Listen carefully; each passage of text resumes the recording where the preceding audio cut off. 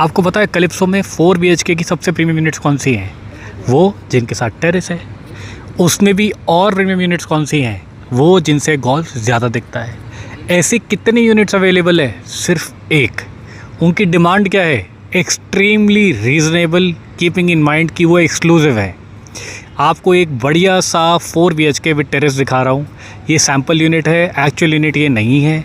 आप वीडियो देखो, समझ आए तो मुझे कॉल करना। आपको पता है मेरा नंबर क्या है, नंबर नीचे दिया हुआ है, जल्दी कॉल करना। ये यूनिट सिर्फ आपके लिए है।